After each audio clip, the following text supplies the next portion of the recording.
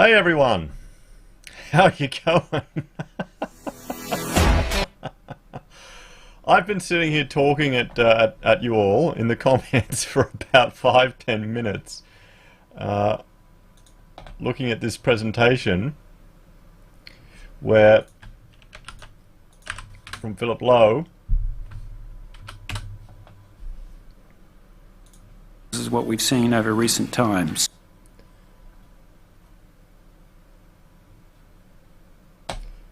Oh boy. How you going, guys? Oh, this is embarrassing. I'm using a new interface, and I think we'll just have to jump in and get back into the Reserve Bank Governor's presentation. No, YouTube hasn't muted me for going rogue, Ian. I wish I could say that. The problem is right between the microphone and the keyboard.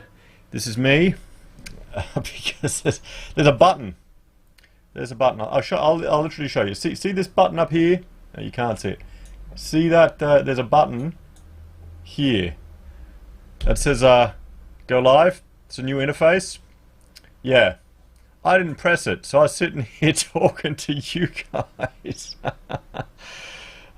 Yeah, no, you're right. Yeah, it's the elites trying to censor me, guys. So let's jump back in and listen to this this presentation, the live broadcast from where it's going. Essentially, he said that that negative interest rates are going to be with us for a time being, and let me know how the desktop audio is going. In response to the financial crisis, many central banks made significant changes to their normal operations to deal with strains in financial markets that were impairing the supply of credit to the real economy.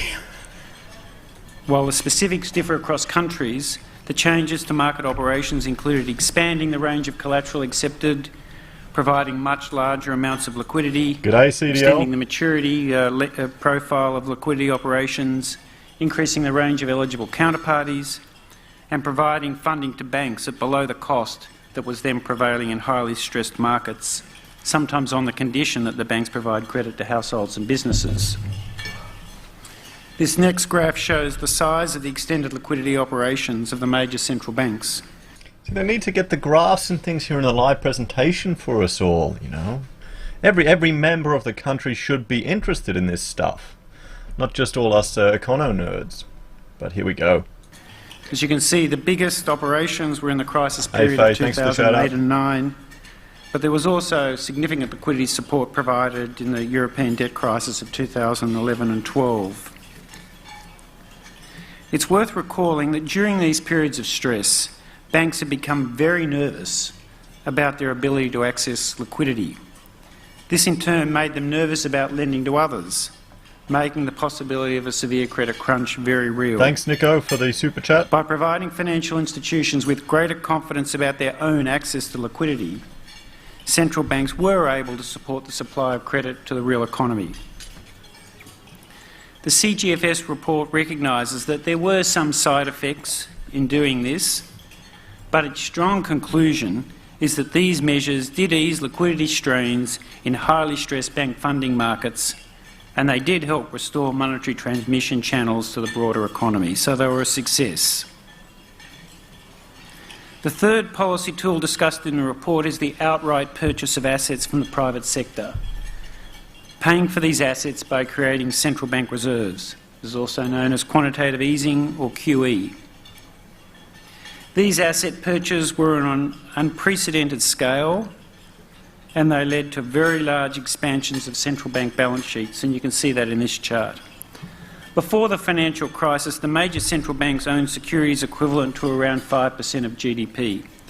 In recent years, this has risen to around 30%. As you can see in the chart, it's a very large change.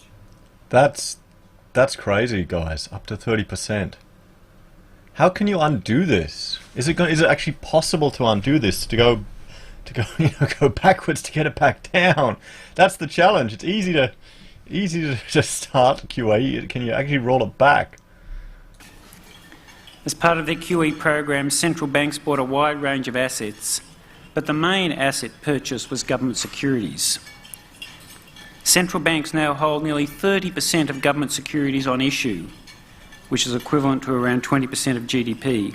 The largest purchases have been made by the Bank of Japan, which holds almost 50%. But isn't the Bank of Japan, like Japan, last time I was there on holiday, it was just, the memory that's stuck in my head is going down the subways and all the suicide barriers there. Isn't it just stagnant there? And the housing prices are just haven't recovered. I hope he's learning from that. I hope Australia's not going to go down that path. They can't, can they? Of Japanese government bonds on issue. It's a large number. In the United States, the Federal Reserve also bought large quantities of agency-backed securities, which are backed by the US government. Elsewhere, central banks bought private securities, such as covered bonds, corporate bonds, and in some cases, commercial paper. And the Bank of Japan bought equities via exchange-traded funds and real estate investment trusts. So a broad range of assets have been purchased from the private sector by central banks as part of their QE programs. So Daniel thinks we're going to end up like Japan. Into the Fire thinks we're going to end up like Argentina. And Tom is reminding everyone of the declining demographic in Japan. The precise motivations for these asset purchase programs differ across central banks. But a common motivation was to lower risk-free interest rates right along the yield curve, well beyond the short-term rate that central banks normally influence. Buying government securities was seen as reinforcing policy rate cuts and or acting as a substitute for further cuts once the policy rate had got to the effective lower bound. The expectation was that lower risk-free rates would flow through to most interest rates in the economy. That represents a significant intervention by a public sector entity into private markets.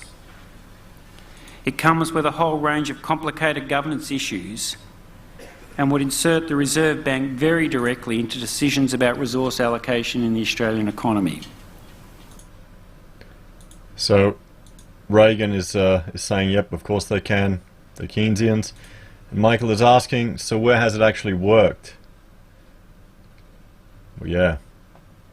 Where has it actually worked? While there are some scenarios where such interventions might be considered inappropriate, those scenarios are not on our radar screen at the moment.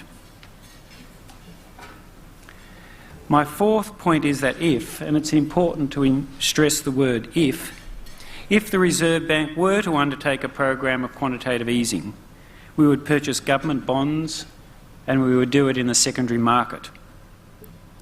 An important advantage of buying government bonds over other assets is... So, hang on, just remind me, is a secondary market, guys, is that a market removed from the market that we're all involved in? Are they going to be buying off large corporates, kind of like the black market and the stock market? So, should I be buying bonds? That the risk-free interest rate affects all asset prices and all interest rates in our economy. So it gets into all the corners of the financial system, unlike interventions in just one specific private asset. If we were to move in this direction, it would be with the intention of lowering risk-free interest rates out along the yield curve. As with the international experience, this would work through two channels. The first is the direct price impact of buying government bonds, which obviously lowers their yields. And the second is through the market expectations or signalling effect, with the bond purchases reinforcing the credibility of the Reserve Bank's commitment to keep the cash rate low for an extended period. Gore, mate, there's no difference between Labor or Liberal. Wouldn't make any difference to what the RBA is doing. Honestly. Don't put your hopes in a party, mate. You want to mix it up. You want to shift the window. Thing is, you can see in this chart, the government bond yield curve at the moment currently sits around 20 basis points on average over the overnight index swap or OIS curve. Purchasing government securities would compress this differential, and it could also flatten the OIS curve through the expectations or signalling effect I just mentioned. A lower term premium would lower borrowing costs for both governments and private businesses, and it would bring the benefits that come with that. And you could also expect an exchange rate effect from us buying government securities.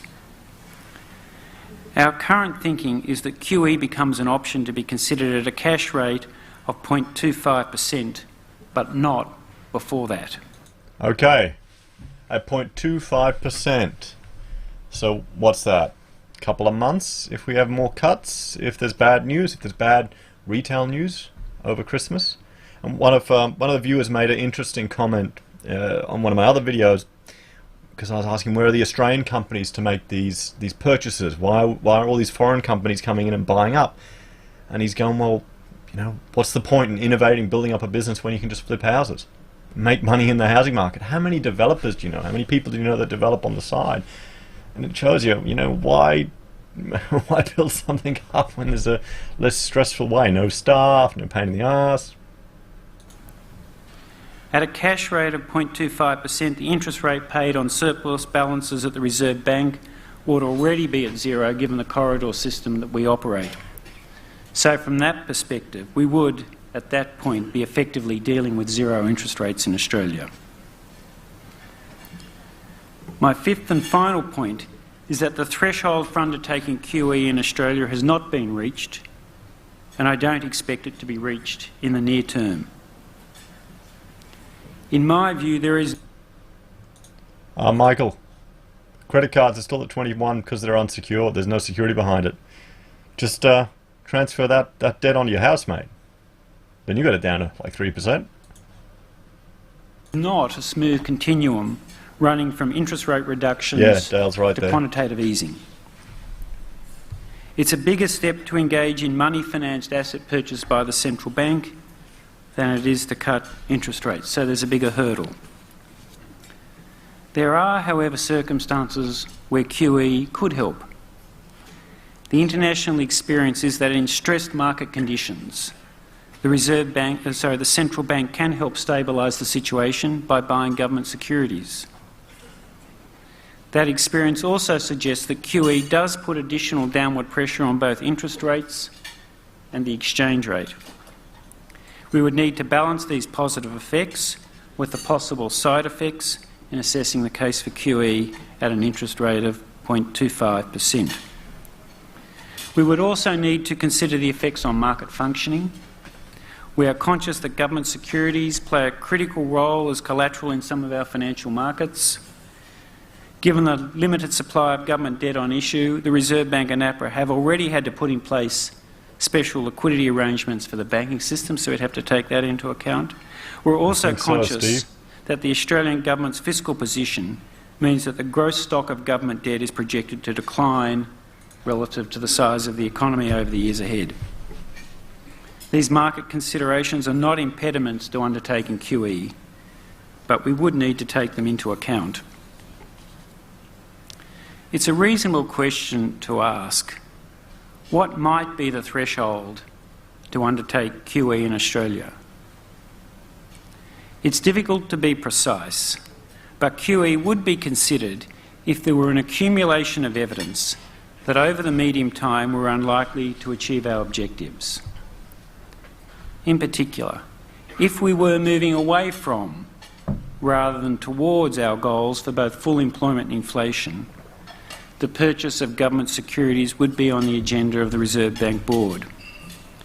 In this world, I would hope other public policy options were also on the country's agenda.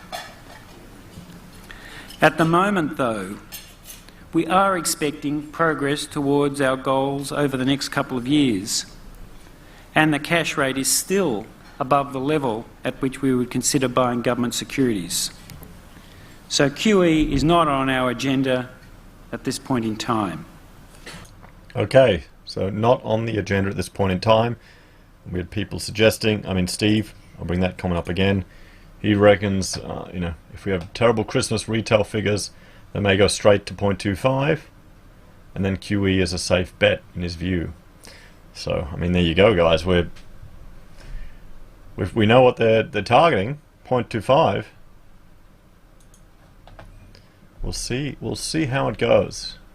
I'm hoping we've got good retail figures and then something helps to stimulate the economy so we don't go to this, because I think it's a trap.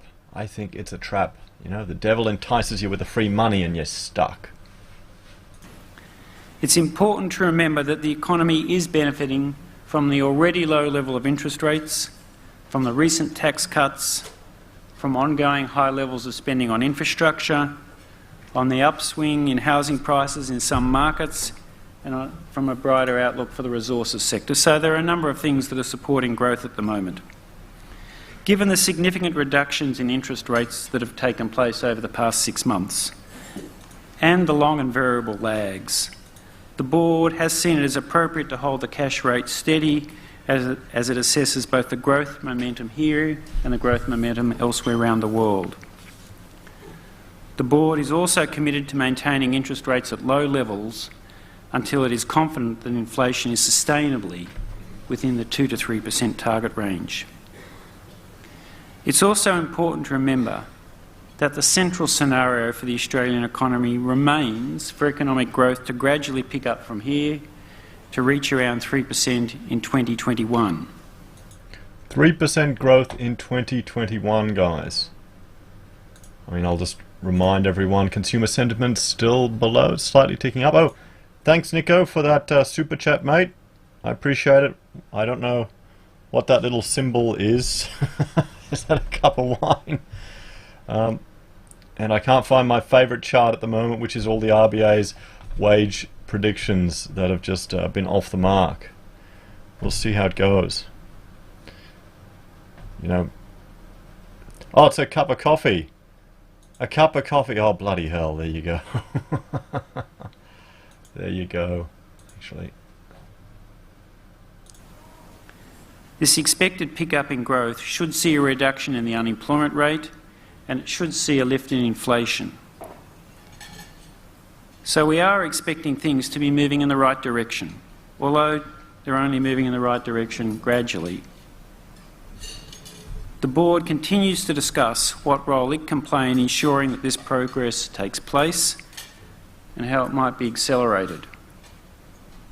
It recognises the benefits that would come from faster progress, but it also recognises the limitations of monetary policy and the importance of keeping a medium-term perspective squarely focused on maximising the economic welfare of the people of Australia.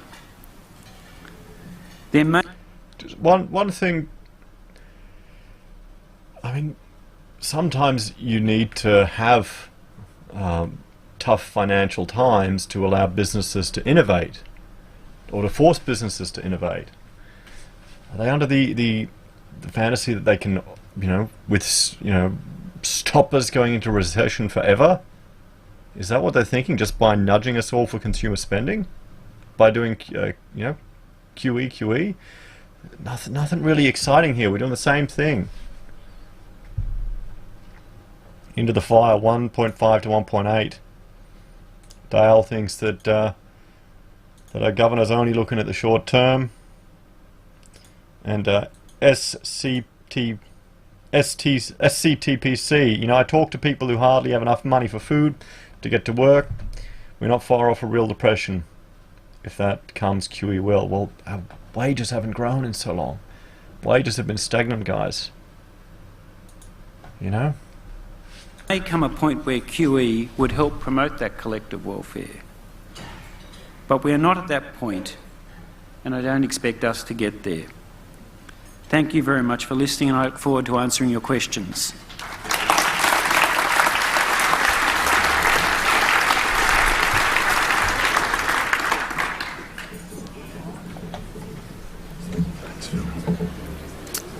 Thanks, Phil, for a fantastically candid speech. And do I hear pigs in the trough?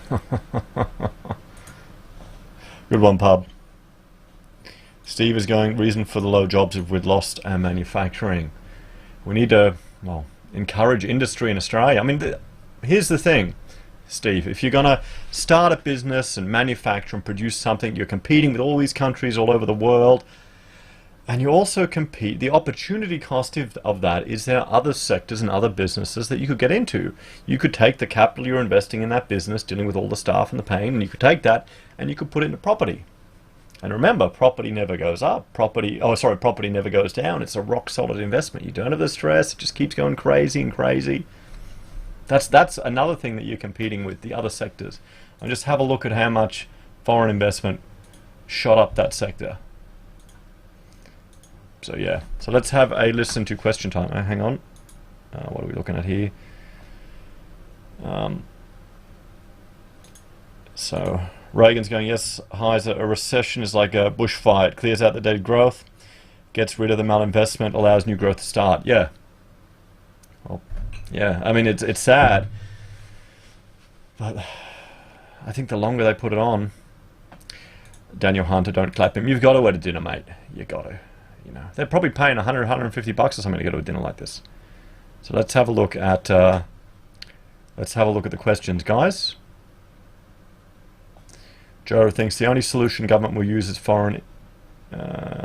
Lowe needs to see the foreign investment chart. High immigration. Yeah, I should put that on the cup. As Phil just said, he's happy to take some questions from the floor. We have 2 microphones, one here and one here. Please, when asking a question, state your name and your affiliation, and please keep your questions very short. Okay. Dr. Lowe, thank you very much for your very informative speech. It feels as though it was an important occasion. Adam Donaldson from Commonwealth Bank. I had 2 questions. I think they're both short answers, so hopefully that's okay. One is, does government bonds include state government bonds? And the second one is, does the 0.25 threshold that you mentioned for delivering on QE or thinking about it equal the effective lower bound that you mentioned in the first part of your speech? Does it include state government and other bonds? The answer there is it could. We'll have to wait and see. We haven't got that far yet, and as I said, I'm hoping that we don't reach that point, but certainly that could be a possibility. The second point is does 0.25 effectively represent the the ELB, the effective lower bound? I think the answer to that is yes, because at a cash rate of 25 basis points, the rate the Reserve Bank is paying on bank reserves is effectively zero, would be zero on most bank reserves. So in most other countries you'd call that zero interest rates. I see that as the effective lower bound. Our appetite, as you could probably tell from my remarks, for a zero cash rate and hence negative interest rates on central bank reserves is very, very limited, and I don't think we're going to go there. So I think a cash rate minimum of 25 basis points is the effective lower bound. Ivan Cahoon from NAB. I just wanted to warm you up. Oh wow, bankers everywhere. Yeah, of course. Up before Rory gets to the mic as well. So question about the unemployment rate. So you've been changing the emphasis a little bit of the mandate from just the sole focus on inflation. What needs to transpire to make you think that you're not going towards the the drop in the unemployment rate? How long do you think you'd need to have evidence that unemployment was gradually creeping higher? When we look at what's going on in the labour market, it's obviously really important. The thing that's surprised me over recent times is the rise in labour force participation. We've had, over the last 4 years, employment growth averaging 2.25%, maybe 2.5%. So we've been able to generate a lot of jobs in Australia. But the unemployment rate's hardly moved, because when we generate all these jobs, there's strong growth in labour supply as well. So strong labour demand, strong labour supply. So the wage growth is not really changing. Wonder why that's happening.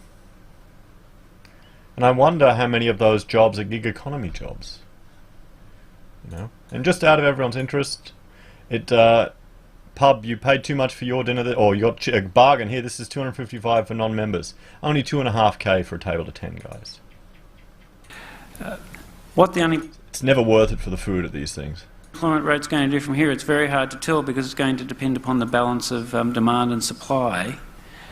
I'm expecting employment growth to slow from where it's been, but still be quite reasonable, and it's possible that's enough to bring the unemployment rate down, but it really depends on labour supply, and the truth is we're not very good at forecasting what happens there. So. Oh wow, they're not very well. You'd think they would be good at. Well, no, you wouldn't. No, you wouldn't. Damn it, I lost my chart. What's really important is that we continue to have strong labour demand. And while we're seeing strong labour demand, it's less concerning the unemployment rate's not coming down than in an environment where labour demand was weak. So I don't think it's as simple as saying we're just looking at the unemployment rate, we're really looking at labour demand as well. And labour demand has been strong. It's a positive story for the Australian economy that we've generated all these jobs. And I'll just bring this this chart over here to show everyone, just the forecast for the RBA for wage growth. I'll make it look pretty next time, guys. Okay, thank you. Customers a negative interest rate. So in many of these countries, zero has been the effective floor. It's worth pointing out that negative interest rates have really just been a European phenomenon.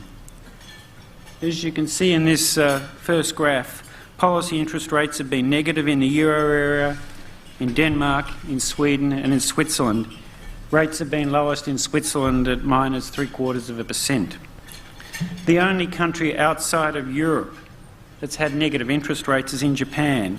And Japan has just gone so well. Shouldn't that be a warning? Isn't that the one lesson we need to take? And Steve, do you reckon they'd actually let Adams in there, in the Australian Business Economist annual dinner?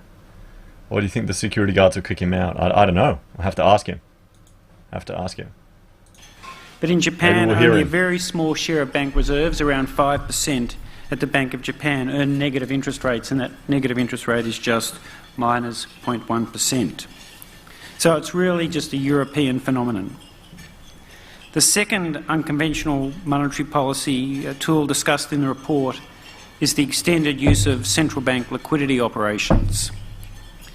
In response to the financial crisis, many central banks made significant changes to their normal operations to deal with strains in financial markets that were impairing the supply of credit to the real economy.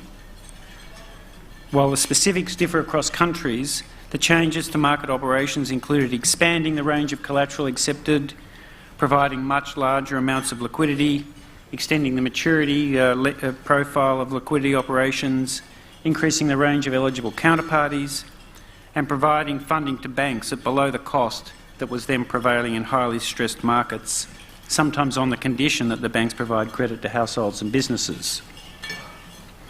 This next graph shows the size of the extended liquidity operations of the major central banks. As you can see, the biggest operations were in the crisis period of 2008 and 9, but there was also significant liquidity support provided in the European debt crisis of 2011 and 12. It's worth recalling that during these periods of stress, banks have become very nervous about their ability to access liquidity. This in turn made them nervous about lending to others, making the possibility of a severe credit crunch very real. By providing financial institutions with greater confidence about their own access to liquidity, central banks were able to support the supply of credit to the real economy. The CGFS report recognises that there were some side effects in doing this, but its strong conclusion is that these measures did ease liquidity strains in highly stressed bank funding markets, and they did help restore monetary transmission channels to the broader economy, so they were a success. The third policy tool discussed in the report is the outright purchase of assets from the private sector. Yeah, that's a good catch there. Tom, what are the side effects? What are the side effects? I wonder. I'll have to read through this. Notice how they're not making any... One of the suggestions isn't a debt jubilee, is there? That'd be an interesting one. For these assets by creating central bank reserves. Well, here's a question, guys. Would you rather have QE going through the purchase of bonds or to individuals? What would you rather? What will it do to inflation? It's also known as quantitative easing or QE. These asset purchases were on an unprecedented scale, and they led to very large expansions of central bank balance sheets, and you can see that in this chart. Before the financial crisis, the major central banks owned securities equivalent to around 5% of GDP. In recent years, this has risen to around 30%. As you can see in the chart, it's a very large change. As part of their QE program, central banks bought a wide range of assets, but the main asset purchase was government securities. Central banks now hold nearly 30% of government securities on issue, which is equivalent to around 20% of GDP. The largest purchases have been made by the Bank of Japan, which holds almost 50% of Japanese government bonds on issue. It's a large number. In the United States, the Federal Reserve also bought large quantities of agency-backed securities, which are backed by the US government. Elsewhere, central banks bought private securities, such as covered bonds, corporate bonds, and in some cases, commercial paper. And the Bank of Japan bought equities via exchange-traded funds and real estate investment trusts. So a broad range of assets have been purchased from the private sector by central banks as part of their QE programs. The precise motivations for these asset purchase programs differ across central banks, but a common motivation was to lower risk-free interest rates right along the yield curve, well beyond the short-term rate that central banks normally influence. Buying government securities was seen as reinforcing policy rate cuts and/or acting as a substitute for further cuts once the policy rate had got to the effective lower bound. The expectation was that lower risk-free rates would flow through to most interest rates in the economy.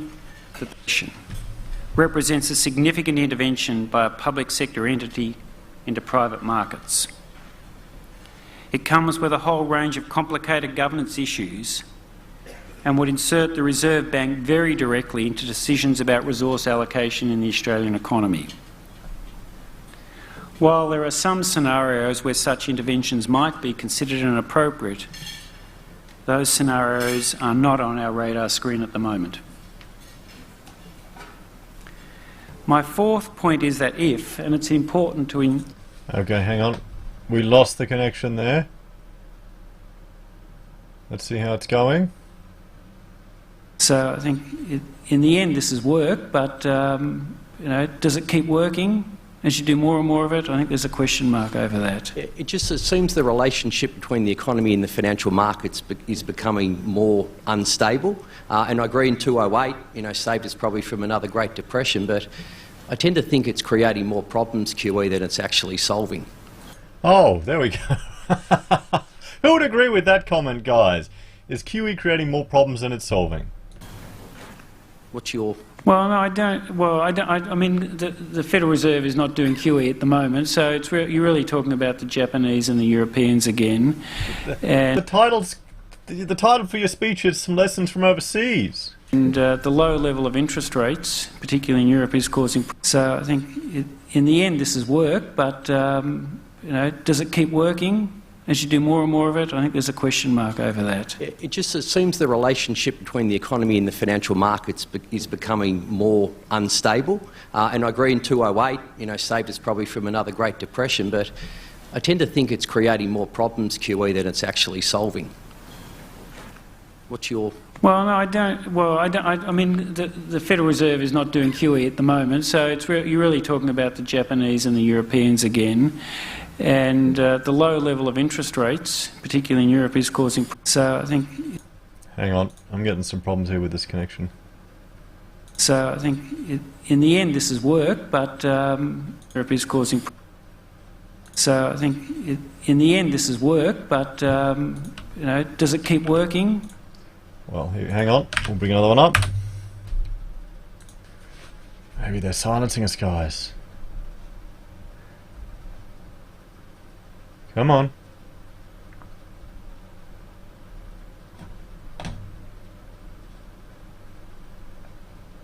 Low wages growth is the new norm, or it's become entrenched. And it kind of got me thinking, well, if low wages growth is the new norm, is the inflation target of 2 to 3% still the appropriate one if we are indeed in an environment where wages growth with a 2 handle on it is something we've got to get used to? I just wanted to get your thoughts on the inflation target in the context of what Guy Debelle said today around low wages growth being the new norm. Well, I think the inflation target where we are is the right place to be. You might have noticed that the Treasurer and I recently agreed to keep the statement on the conduct of monetary policy unchanged, with the centrepiece being the 2 to 3% inflation target. So we don't see a need to change that, and neither does the government, and for good reason. I would take issue with you when you say we've got to get used to wage increases at 2%. I don't think my colleague said that. He said that in the society at the moment, wage increases around 2 have become a norm. Now, it used to be in Australia that people would get 3 or 4% wage increases. That was what we've kind of expected year in, year out. But what people are getting used to at the moment are wage increases of 2 or 2.25 or 2.5%. And he was sharing the concerns that we have, that is becoming a norm, that people think that's what you get here. We don't have to get used to that, though, and we shouldn't get used to that. I think in the medium term, wage growth in Australia should average 3.5% at least. We want to deliver you an average rate of inflation of 2.5%, and I hope the economy can generate at least 1% a year labour productivity growth, and if workers get their normal share of that, they should get 1% increase in real wages a year. So 1% for real wage increases and 2.5% inflation equals 3.5%. I hope that's where we get back to. That's kind of almost central bank nirvana. Inflation at target, full employment and real wage increases, keeping the profit share kind of broadly constant over long periods of time. So that's where we should be trying to get to. How do we get there? That's the question that we've been asking ourselves. What we see in the United States and Germany and the UK, if you can push the unemployment rate down to a very low level, the labour market does get tight enough, wage growth does pick up, and in the US wage growth recently has been above 3. But the experience of those 3 countries is you need to get the unemployment rate down lower than the previous estimate of full employment. I think that's quite possible here as well. How do we get the unemployment rate down to 4.5 or below 4?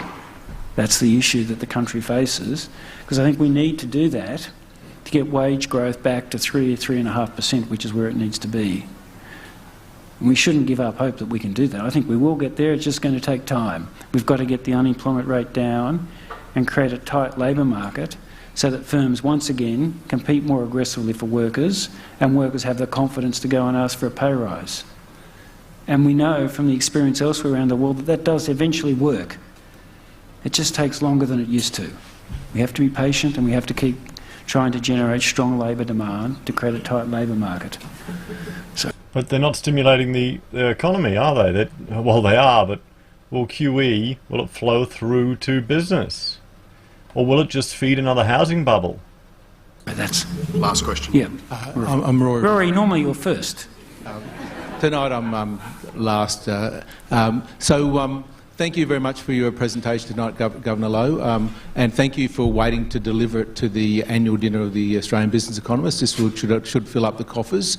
Tonight we've got tables of high school students, and we've got some teachers. I wonder if you could put the current situation in some sort of a historical context, in that when you and I were boys studying economics in country Australia, one of the key variables was the misery index. So you add the unemployment rate with the inflation rate and get a sizable number. Often unemployment, or a couple of times in recessions, unemployment was above 10%.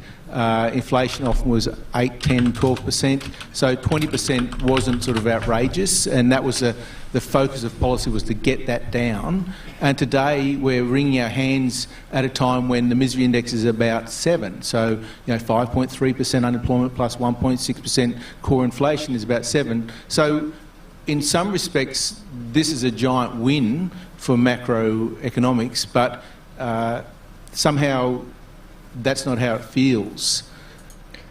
Good point there. Maybe there's some issues with macroeconomics. So I wonder if you could just talk a little bit about how we got here, that the low misery index isn't a win anymore. So the question is really kind of, well, why does it feel like things aren't so good when they're quite reasonable? And I think we need to keep this in perspective. You look at... See, here's the fundamental problem, guys. I think you've got people that are so far removed from the reality of the working class that he doesn't think anything's wrong. That he thinks listening to his daughter and implementing discriminatory sexist policies is normal. I think that's the thing. They're just too separate. Too separate. When I went to Harry Dent's event, I was talking to an old dude. And I'll do a reflection on that in another video, because there's some stuff he was saying that I think he missed the ball on, to be honest. But there's this old guy, and he was talking about how he's went up north and helped one of his sons work on a project, and he was from Toorak, down in Melbourne. So that's the wealthy suburb. That's the house I worked on as a student, where we designed it with real slate tiles on the roof, guys. It's expensive. And then he was just saying, I got to know all these truckers, and I thought, well, their vote's equal to mine. So that was a big revelation to him. So it just shows you, I think, in some ways, there's definitely class divides here in Australia. There's definitely class divides. Although I think it's starting to break down. Again, overseas, the US has the lowest unemployment rate in 50 years. In the UK, I hear the Governor, Mark Carney at the Bank of England, say our unemployment rate's the lowest in 40 years. In Germany, it's the lowest in 35 years.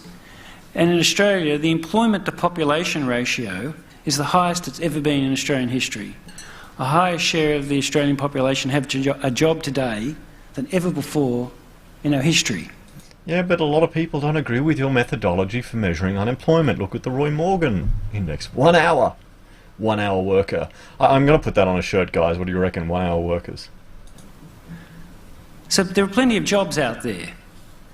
Why don't people feel good? I think it's the income growth that's not coming along with the jobs. Back to the previous question, we've had 5 or 6 years now where wage growth has been kind of 2.5. So people have not had an increase in their real wage effectively for 5 or 6 years. And as that goes on longer and longer, people feel unhappy. So there are dynamics going on in the labour market which mean that wage growth is not coming in the rate that used to come. Job growth is coming, but wage growth is not coming, and it's creating disillusionment in the population. So I think kind of it's in our national interest for wage growth to pick up and return to this benchmark over time, not tomorrow, but over time of 3.5%. I think that's where the economy should be capable of that, and it'd make people feel better. So I'm hoping we get there. Can I just add one other point in the broader context about why we have low interest rates is because it's very different from when you and I first started studying economics, when we got interest rates were 15 and 17%, and now they're kind of close to zero right around the world. Why is that happening? A lot of people at the moment write to me and blame the central bank, blame me. And my colleagues and other governors of other central banks have similar experiences. But we feel like we're responding to some really big global forces, and the central banks are the ones that happen to deliver lower interest rates for the society, but we're really responding to some global forces. And the main global forces are an elevated appetite to save at the moment and a depressed appetite to invest. Because everyone's in debt. I mean, just look at arrears rates have just gone up. Everyone's bloody worried. That's why confidence is down. Global forces, yeah, okay. When lots of people want to save and not many businesses want to use the savings to invest in new productive capital, what do you think the savers are going to get, high or low returns? We've got a huge bubble. We've got a huge property bubble. Why would you invest money in business when you've got all the red tape to deal with the bloody government? When you're employing someone and firing someone is a bloody nightmare if it goes wrong. Park it in a bloody house, sit on it and, make money. The high school economics question, they're going to get low returns. A lot of demand, a lot of supply and not much demand. The price is going to be low. So there's a lot of saving globally at the moment because a huge share of the population globally is in the 40 to 60 year age group where people save a lot, and people are living for longer in retirement, so you have to save even more. Asia's growing, and in Asia people save a lot because the social safety net isn't very well developed, and people have borrowed a lot in the past, and eventually the intertemporal budget constraint bites and you've got to pay back the debt or kind of reduce your consumption. So demographics, Asia and and the intertemporal budget constraint all mean that there's a lot of saving going on, and on investment, it's depressed. The global trade uncertainties are meaning businesses right around the world are nervous, so they're sitting on their hands, they're not investing. Population growth in the advanced economies is the lowest it's been in decades, so there is a need to replicate the existing capital stock for a growing population. And these things are really depressing investment. And Governor Lowe, so that's the world we're in. Lots of saving, and so my last point I wanted to make is the solution to this is to get businesses to invest. Okay, have we lost that? Hang on, I'll refresh it. Okay. It's now concluded. We can listen to the archive shortly. Well, there you go, guys. The solution is to get businesses to invest. Well, I'm sure by buying government securities we'll get businesses to invest. Do you think? We need to look at more innovative approaches to this, some special economic zones, some ways to make it easier for people to do business. You know, something a bit smarter. This is just all the same stuff. We're copying all the countries all over the world, guys. Here we go. We'll reconnect. Can we get it now? Nope, we can't. Okay, guys. What do you reckon? Are you surprised with what you heard? 0.25%. If we hit QE, how do you think it'll go for next year? Tom's going, used to be that people could use home equity or prior savings or capital gains to use to set up a business. Well, yeah. They want you to put everything into a business. But do you want to take the risk on? Is it worth it? Is it worth the risk? You know, how many manufacturers are shutting down? How many businesses, or the retail sector, how bad is it going? You know, hearing it nearly every day, another business going down. And everything I see on news.com is, you know, tradies make millions with this brilliant idea, and just, you know, they're pumping all these little tricks to think that it's a quick rich scheme when people are getting it tough. Rumpel's going, no way you'd start a business now. Well, yeah, I mean that's true, mate. It's challenging. A lot of people don't realize what it's like. Michael, my off-the-plan house and land package will go to the moon. Woohoo! Well, yeah. Well, it just might. It just might.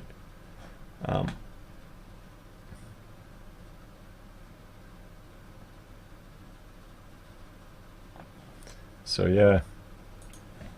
What else do you reckon, guys? Any surprises there?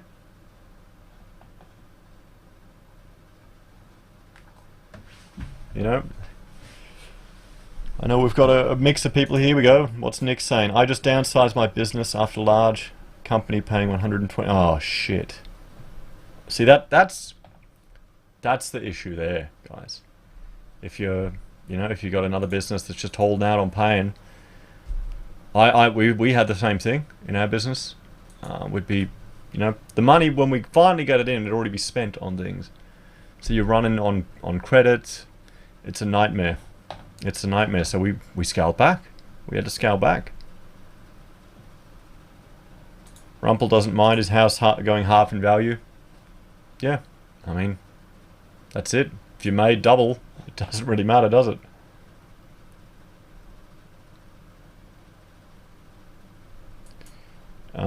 Joe's going, depends on who migrates here. We may have a further cultural propensity to save.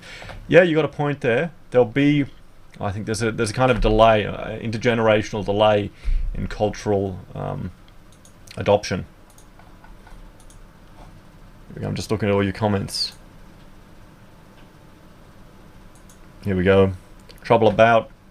All small businesses are going broke. Just look at all the shops in every town. Most of them are empty. Yes, yeah, it's worrying. It really is.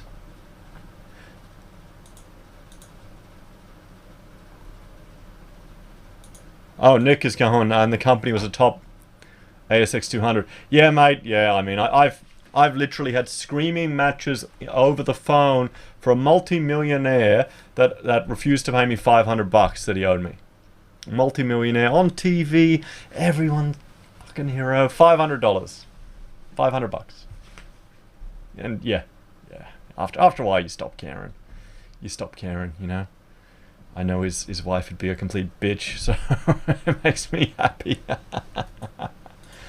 You know, it's the little things in life, you know. But oh yeah, I can relate to that, mate. Don't worry, you're not alone. You're not alone. Renaissance is saying the housing bubble is necessary now. It's gone too far. If it pops, it just won't mean lower housing prices. It'll mean mass unemployment. Well, yeah, it feels like that's kind of, well, how much of our wealth is tied up in the housing sector, guys? You know, it's crazy. Rumpel is going, it's doubled since 2012, so halving is no biggie. Different if you bought in 2017. Yeah, that's the problem. And Trouble is reminding us all about Westfield, how, you know, they'll take your houses. Pretty much. Pretty much. What, they wanted you to put in another 50k? Shit, mate. Import more rich Chinese to pump up the housing prices, selling work visas. Well, I live in the Chinese suburbs, so it's awesome. They'll, you know, there's always going to be demand, great food, and a lot of them hate the CCP with a vengeance. There's a lot of, you know, the Falun Gong everywhere, which, yeah, you got to worry if we keep getting more spies over here. Hang on, Code Z. Mac has owed me 80 grand for network equipment and did not pay for like 200 days. Near killed me. Yeah, that's the thing. I mean, calls are another one. You remember when it all came out? Well, I think they got Costello. No, not Costello. Kennett to clean that up, because they'll just put pressure on the small guys, and the small business that'll just screw you horrifically.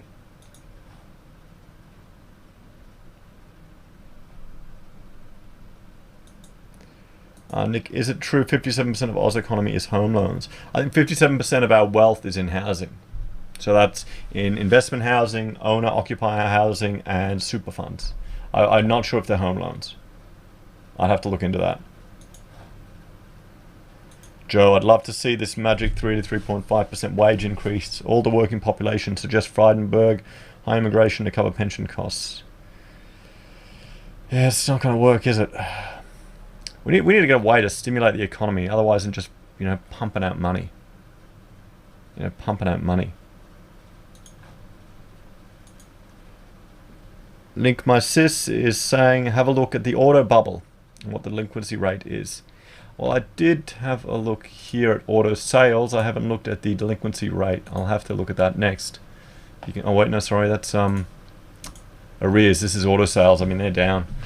I'll have to look that up.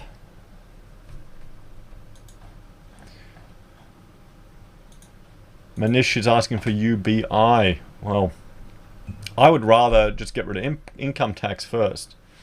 You know, just get rid of income tax for every citizen and find other ways to raise revenue. Maybe scale back the government. Maybe actually try and get some of the some money or some of the resources that are mined out of our nation. You know, and not have taxes for the average person. Only business tax. Wouldn't that be an interesting concept? Maybe that might stimulate the economy. Do we rank highly on the Economic Complexity Index? I think if you've watched this channel, you know we don't, mate.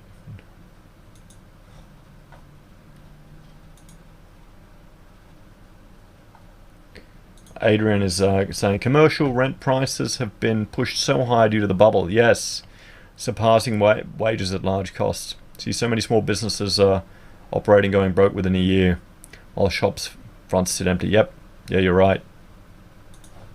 Rumpel was joking. Rumpel was joking.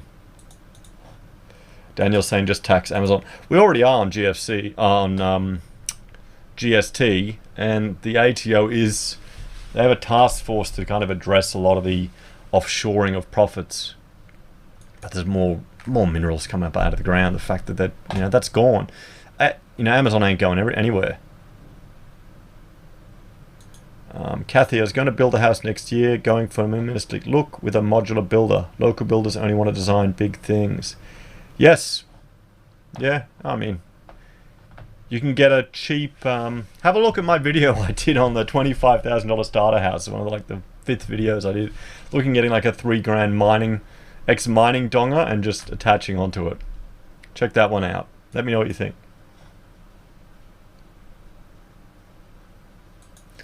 Pubs suggesting a small universal consumption tax and remove everything else. The only issue is that turns into a transaction tax, then we're screwed. Yeah, Westpac would like it.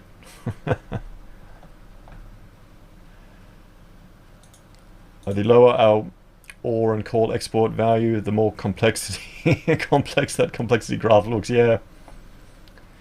John's suggesting let's all join the Chinese Communist Party. I bet you there are a shitload of Australians that would. I bet you they would welcome, you know, CCP rule with open arms. And they're in it for the long game, you know. They're in it for the long game. We'll see. What if we bump the GST up to 20%? Maybe. I don't know if I'd want to pay it. It's a pain in the ass for small business. As an architect, I would love to see videos from you on tackling low-cost home building. Architects suck at low-cost home building. We're kind of at the other end of the market. To be brutally honest, when we were looking at doing some spec investors, look at some of the cheap spec builders, at just the methodology they have in place. You know, they've refined them. You get them pretty damn cheap. You know, the problem is, I've talked to other architects, they think they're being innovative, or these modular things, they think they're being innovative, and generally isn't. I look at building your own, buying existing, you know. That's the thing. I had guys call me up going, oh, can you design a house for me? I think a guy overseas wanted this innovative modular thing, and I've seen so many of them, I just can't even pretend anymore to care. So yeah, nah, Joe, don't know if I can help you there, mate. I mean, I bought a dilapidated Queenslander that we're slowly fixing up. Just the garden is a nightmare. You know, I want to concrete everything. Go all Greek. Thomas is going, GST is one of the reasons I think we're in trouble. Taxing services has meant a lot of time is spent on compliance instead of providing services. Yeah, you're right. And it adds a competitive advantage to offshoring it. Just curious on how much you think automation will affect the economy in the next 3 to 5 years. I think it'll have, well, it depends on the sector you're in.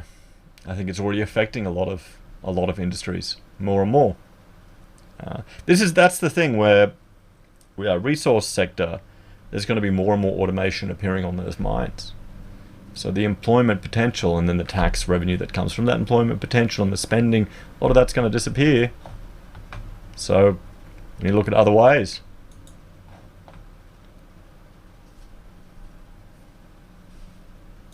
Rumpel's going, bumping GST would increase new housing prices by 10%. 10% more wealth on paper, yeah. Well, yeah. The wealth effect. Thank you for watching the BRR Media. Oh, we can't get that back again today. Guys, I'll link to this if you want to watch the full thing.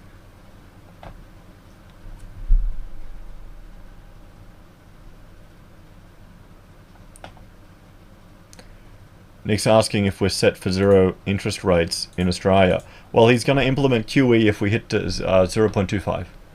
And I'd keep an eye out on the retail and employment figures over the Christmas break to see if there's more spending. So I'm going to start looking at the insolvency notices and keep an eye on those to see how they're going. We'll see. I mean, guys, let me know if you're out there working. A lot of you busy, a lot of you quiet. It's a mixed bag with who I'm talking to in the industry. Talking to some builders who are flat out, others who are quiet.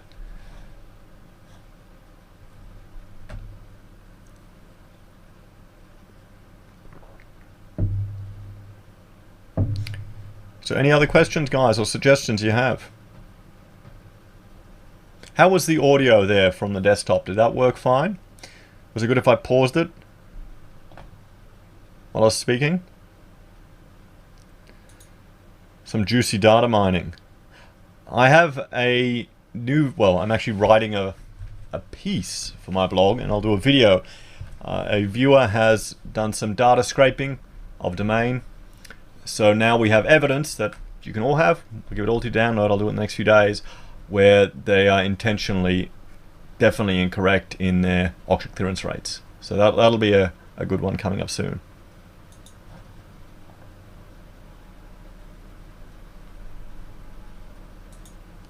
As an architect, how did 20 stories fall through and pulverize 80 on 9/11? American construction is very different to Australia. A lot of it has to do with the fire protection. the Trade Center tower is an older type of construction, and a lot of the steel, they generally build a steel structure and then attach stuff to it. And what happens is, to protect the steel, they just spray crap on it. And that can come off. When it comes off, the steel can buckle, just warp in the heat, and it can come down. You get a chain reaction, a catastrophic failure. Where here in Australia, it's a bit different. Some of the other buildings that people like Empire State, there's more concrete structure. Here in Australia, we love our concretes. That's the problem. You can spray shit on anything and it can come off.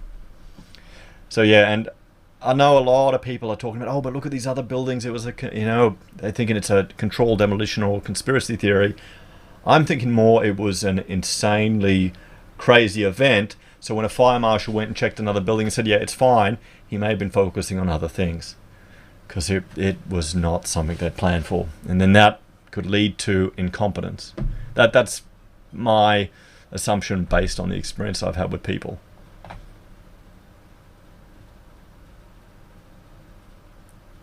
So, what's this? Gold, what's happening with the order that was done by the RBA this year at the BOE? That's a Adams and North question that I will point you to their channel to ask. I don't know. Didn't one of the inspectors whistle blow? I think it was more to do with just issues in the department, but I honestly, I haven't looked into it in great detail. Audio as good as gold. Fantastic. Thank you, Tim. And Tom is going, they were innovative buildings. Yeah.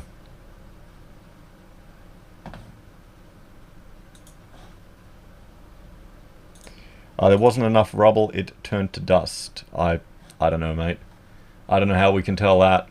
I've got no way of measuring that. Just looking at pictures, I mean... Can you sell it to scrap? Someone probably stole it. The mafia probably nicked it to sell it for scrap, didn't they? You know, maybe that's what happened to that mysterious rubble that disappeared. It's worth money.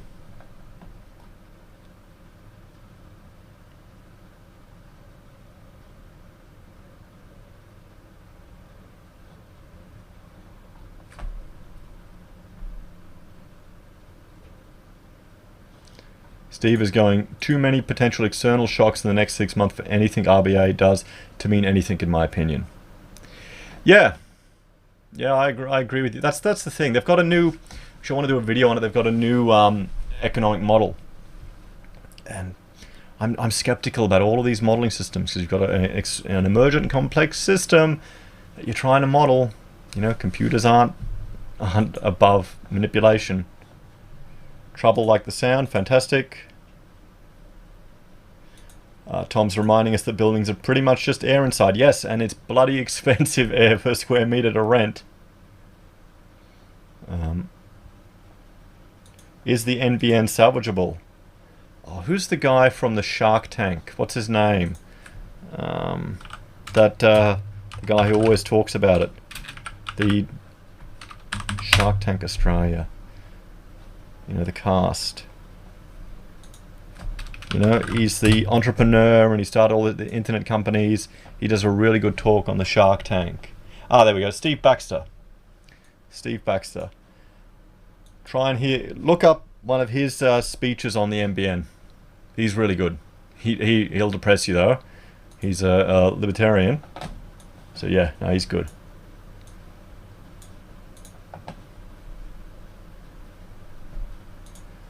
20 years of unmolested growth doesn't come free. Well, 38 years, aren't we? Doing super good.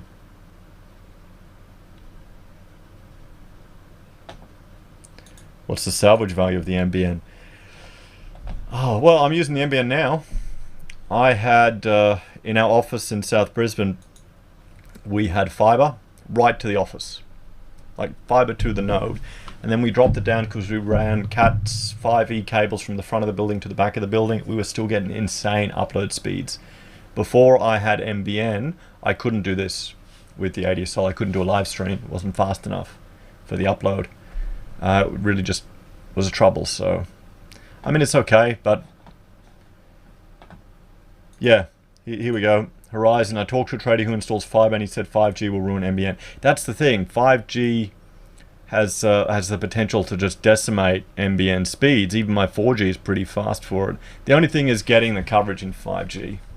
It's getting the coverage. A lot of people are worried about 5G. I don't understand why. Yeah. Salvage value would be proportional to the copper price. There's not much copper left. Oh, copper price is not doing too well, is it? Fibre is critical for high upload rates and streaming. Yeah, it is. I mean, here's an ancient idea I had in a really old video. Is they're building the NBN. They're spending all our government money. Why don't they give every citizen in the nation free internet? Free internet for everyone. If the government's getting involved, why not? Screw it. How much would that help stimulate the economy?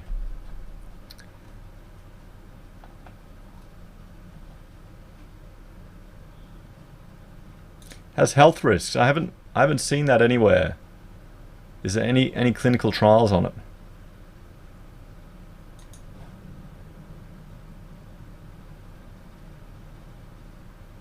I just thought it needed more. The range was shorter, and it can't get through most things. If it has health risks, it has trouble penetrating buildings. So you can just go inside. It's not as powerful.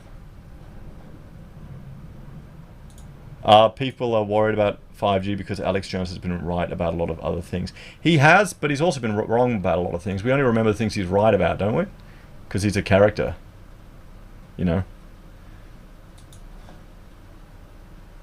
And Epstein didn't kill himself. Are you sure? What's the meme? His face when they turned off the cameras. I mean, does anyone think he actually killed himself? I thought I thought no one ever believed that.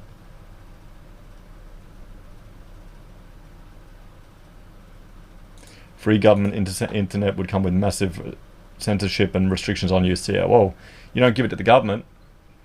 You give it to all of us. Make every Australian a shareholder in a company that holds it. What do you reckon? They're going to censor it anyway. I mean, you can't even... Can you get on BitChute anymore? On your mobile?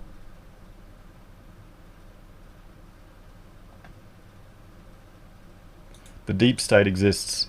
Isn't that just the civil servants and the bureaucracy? What's it? Yes, Minister?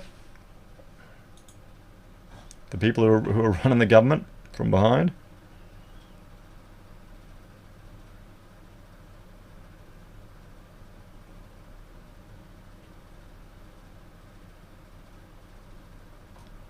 How does Hong Kong play out? Tiananmen Square 2.0 or not? I don't know, mate. Then China's not going to give up Hong Kong. I think get them to come over here, eh? Hong Kong Chinese. They're culturally closer to Australia and England than they would be mainland. There'll be a cultural difference. BitChute is open on Optus. That comment that you just sent, Pub, was hidden by YouTube. We have had a two-party political system since the day Australia was created. How is that not a dictatorship? Well, because it isn't a dictatorship. We can change and vote every few years. It feels like we're not making much difference because, well, a lot of people don't use their preferences smartly to mix it up a bit. And there's so little difference between Labor and Liberal right now. It's a bit of a joke. Could be much worse. I'm worried we're heading towards that path, but it could be much worse. Code Z is saying every website is worth it if you pay for a VPN. Yeah, but then the VPNs, what was it?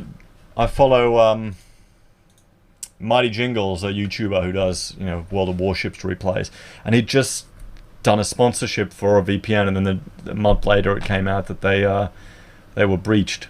So, which I thought was pretty funny. Just his luck. ScoMo is a Hillsong weirdo. Yeah, but I'd rather have Hillsong weirdos than some other weirdos, mate. You know, at least you know where he's coming from. And the music's happy. You know, it's happy and nice.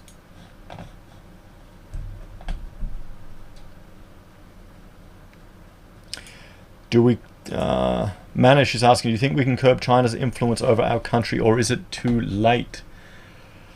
Oh, but mate, see, this is the thing. We're hearing a lot in the media, and particularly because I'm reading all these things, you know, I'm exposed to a lot of it. Now we've had this potential spy that's trying to infiltrate our parliament, now dead.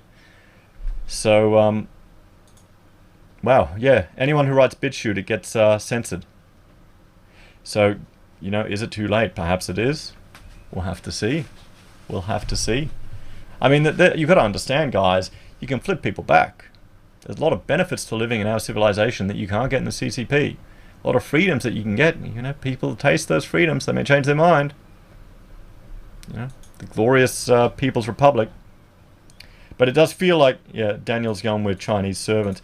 It does feel like we're a colony, really.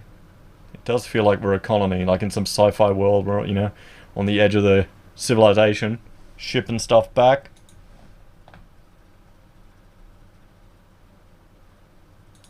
Tom's going, won't happen. China's more and more insular, bugger. Fella's going like Chinese spies are something new. Yeah, well, exactly they're not. Are they? Pedro's asking if this is live. Yes, it is, mate. It is live. We just listened to the governor's speech, you can see here. And it took me about 20 minutes to realize I was talking to no one. Because, you know, YouTube has a new system, as they always do. So, yes, this is live. Thanks for joining. We're just having the post just chat about different things. ScoMo's reaction to the attempted infiltration was just a weak, deep concern. Well, mate, it's because we're so dependent on their economy. That's the problem we've gotten. That's the problem we've got as our civilization. You know? Hillsong wants the third temple built. Oh, well, at least they got a mission, and you know what it is. I'd rather a temple than some other stuff. But I haven't followed them much, to be honest. Aren't they a bit too... They're a bit prosperity, aren't they? Heise, I've been seeing a bunch of banks in China failing. Maybe worth checking out, bro. Yeah, okay. I follow like Silver Uncut and a few others that talk about it. I try and focus on Australian stuff here because no one is interested in anything I talk about other than Australian stuff. So, but I guess, you know, China is pretty Australian, isn't it? Bum bum. YouTube is going to crawl back to conservatives if they want ad sales after the COPA changes. It's going to be interesting to see what happens, pub, with a lot of channels. Wonder how Pewdie will go. Donna, can you confirm Westpac is insolvent? I've heard that they are.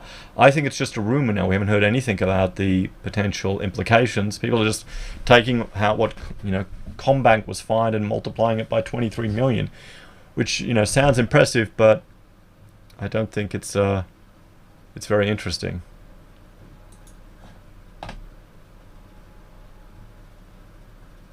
Even PewDiePie had a drinking video yesterday, clearly not for children. No, he's teaching the children to become men, isn't he? Good old PewDiePie.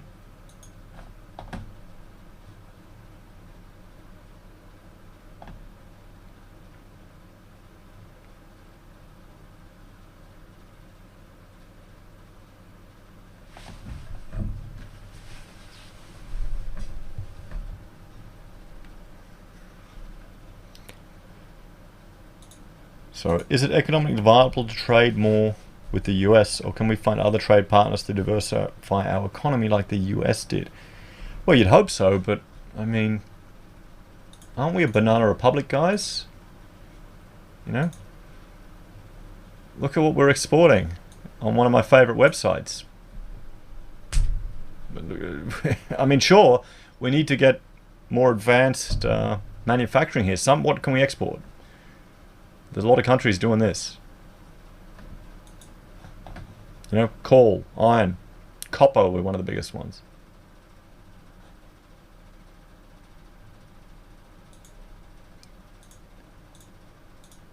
Thanks, Donna.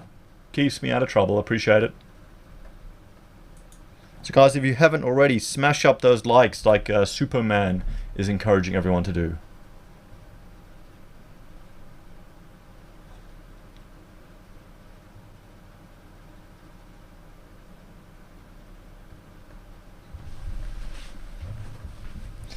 We should sign a free trade memorandum of understanding with the Brexit Party. Maybe we should.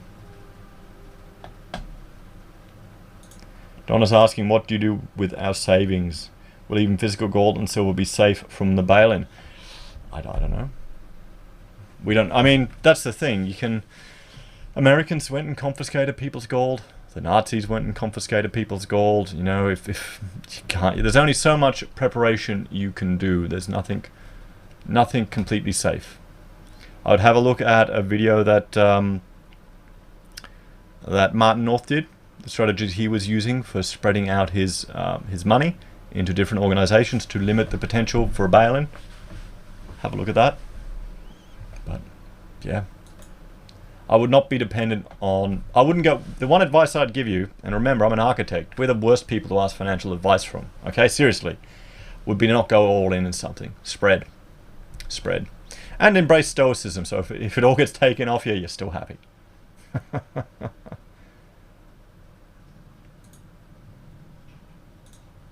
Thanks, Cody. Appreciate it. The likes help the algorithm. They help the algorithm.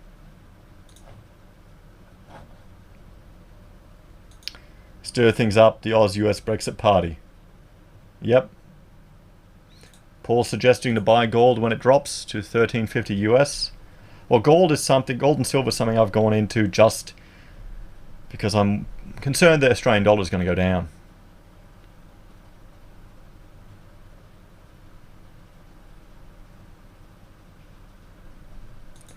One thing is for certain in life is death. All else is up for debate. Yep, Ray's got it. Ray's got it. That's the thing. I mean, if you let all this, you know, reading all this type of stuff can get you worried, and you know, it can depress people. I've seen it in the comments, because you know, if I do a video on one issue and another issue, people are going, "Oh, I can't stand this negativity anymore," yada yada yada, and they'll bugger off. You just have to, you know, let it wash over you. It's just part of life. And the problem is we hear too much of it. You know, you don't want to just go nuts about it.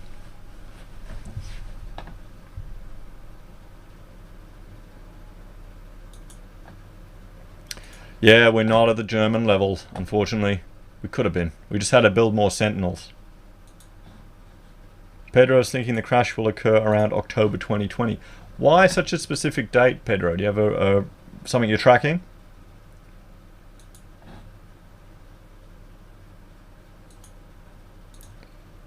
Yes, they did. They bumped up the gold royalties, Tom, to offset the decline in stamp duty.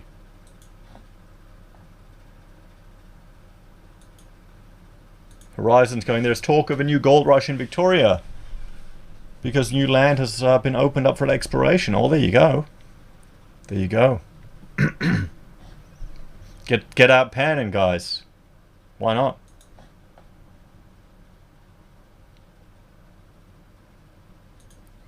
Courtesy, I'm not worried. I will just transfer a bunch of super to gold next time I pay my accountant some more money. Well, there you go.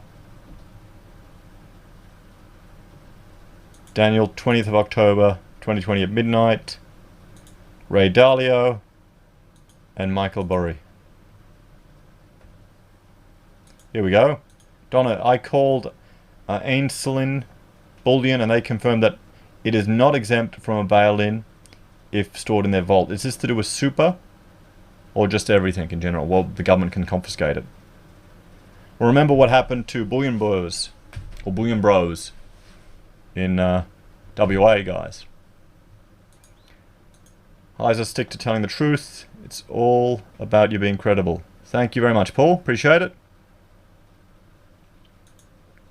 2.75% gold royalty from 2020. There you go.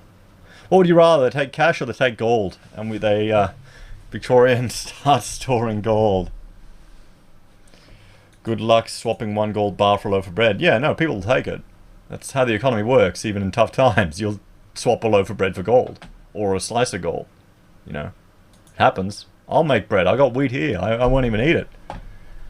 Bitcoin. Yeah, the problem is you're dependent on technology. You need your phone. And, you know, which probably will be fine.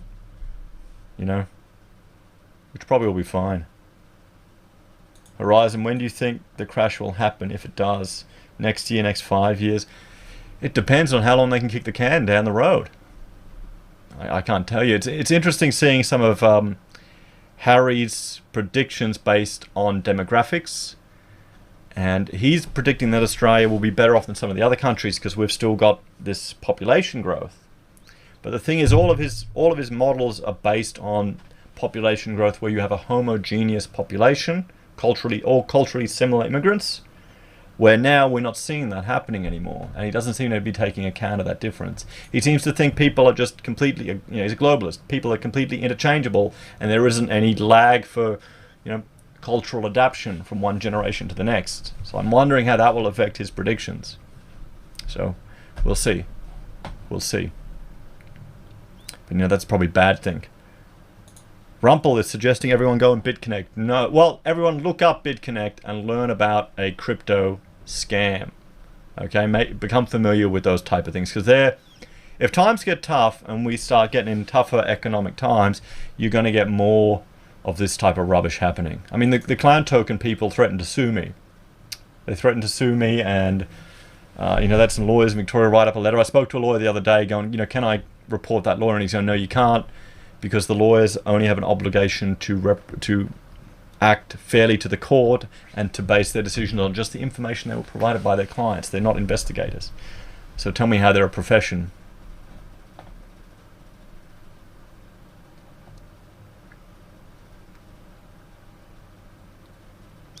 Here we go, John. Bitcoin is backed by a collective distrust of MMT. Yeah, well, you're right. But my one concern is what happens in 5 or 10 or 20 years time when the algorithms get it's so expensive to actually do the transactions, when the transaction costs get so high to move your Bitcoin around.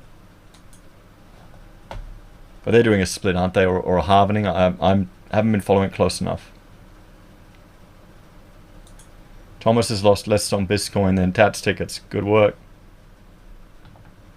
But I mean, I wouldn't go all in, guys. If you're going to put a bit in Bitcoin, put a bit in the stock market, put a bit in gold, put a bit in silver, have a bit in property. You don't want to go all in something. It's just insane. And you don't want to get too emotionally invested anyway. Don't worry about losing it. Just money. You know? It's not the end of the world. You get to a point of that in life when you've lost a lot of money and build yourself up again. It doesn't really matter anymore. You know what's really important.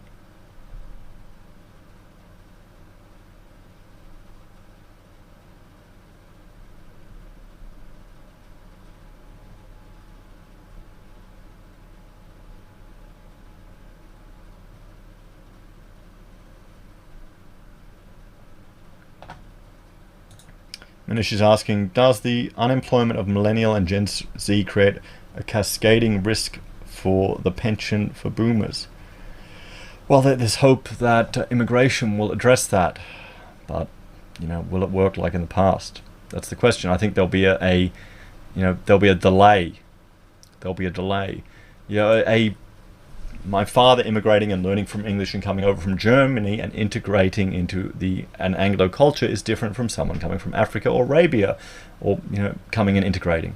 It's also different from someone from India, which has a history of a British rule and cultural similarities. So and it just takes time, guys, for people to adapt to another culture, or else you have culture shock. It's not really talked about, is it? Where is it discussed that there's going to be a delay in this? So, yeah. Because every time it's happened in the past, there's been cultural issues. You know, when the Germanic tribes migrated down into Rome, what happened? There you go.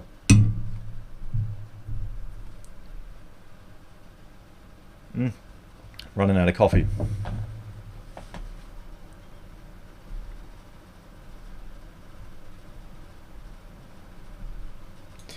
Horizon going integration doesn't work with the current rate of immigration. Well, that's the issue when you get segregation, either intentionally or unintentional. I had one gentleman who was a Bangladeshi Muslim who wanted to create a whole commune just for members of his community, and he approached me to do some architectural work for him, and he essentially wanted to segregate it. And that's the problem. You're not going to get cultural integration. People aren't going to meld together and work together. It's a problem, guys. And it's, yeah. Ray, get yourself another Florian to keep you going, you reckon? I've only had 5 coffees today. Yeah. Out of coffee means the video ends. Well, we've had some... what are we going? Borrowers are holding a hot potato. Here we go. Adrian's going, Bitcoin is not safe from a 51% attack. There's already more than 50% mining power across the top 3 Chinese Bitcoin mining pools. I thought Bitcoin could address that.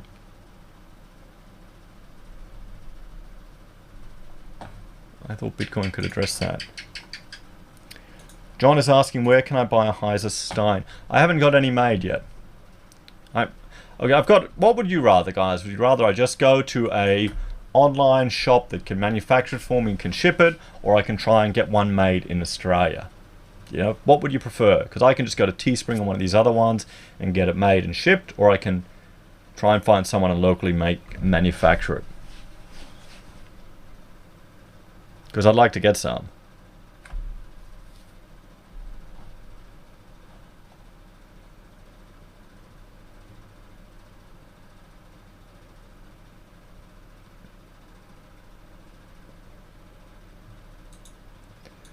Well, there is a new product for shop at Heise says. Yes, there is. You can get the pocket squares, guys. Just had another order yesterday. Someone bought 4 of them. It's good. Makes a great gift for Christmas.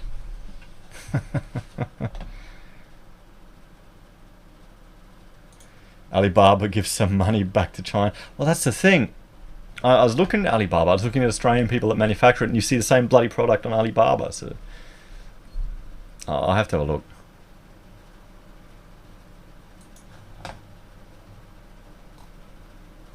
Made it in Australia with overseas local components, or yeah, that's the problem. Here we go. Rumpel. The Gothic Wars are an interesting study, 375 to 383. The Germanic tribes remained fiercely independent from the Romans. I'll have to have a look. So guys, how are we going? Okay, well guys, thank you. I think I'm going to call it quits now, and thank you for joining me for this live stream. Now that I've got the hang of this approach to doing it in the new YouTube, I will hopefully be more organized next time. Thanks for watching. If you got any more questions before I go?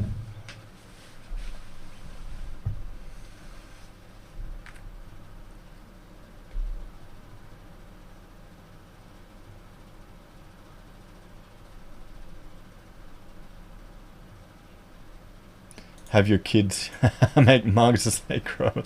It'll be Steins. Oh, no way, mate. It's going to be a nightmare. It's such a mess with our kids. Keeping this house clean is impossible. We've got so many of them.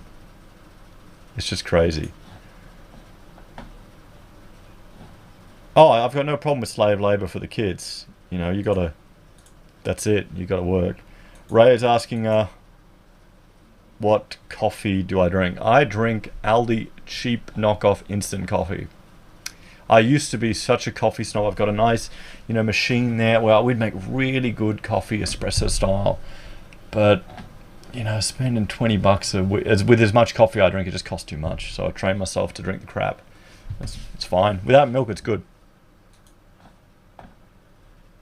Thanks, Baxter. Thanks, Donna. Tom worked on the farm at 6. Yeah, that's it. That's it. You got to. Just watching The Big Short again. I have to check it out. I haven't watched it, actually. Well, no, Horizon. I don't get the pods. I don't like the pods. This is the instant stuff. The instant stuff. So, pods are too posh. Tastes a bit metallic to me. I don't. Maybe it's just in my head. John's got nowhere to go now. Oh, relax. Go to bed. Guten Nacht auch, Rumpel. Schlaf gut.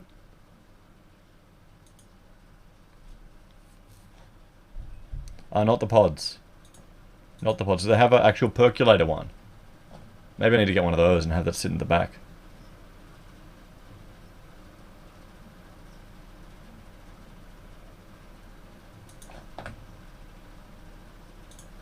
Hey Jeremy, I'm just about to go.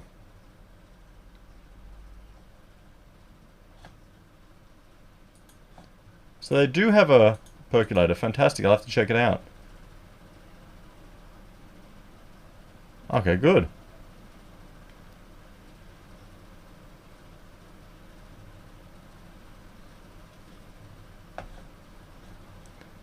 Yeah, you just missed it out, Jeremy. I'll have to chop it out to cut out the majority of the video where I'm sitting there not just talking to your comments. Oh, guys, let's see if this is uploaded.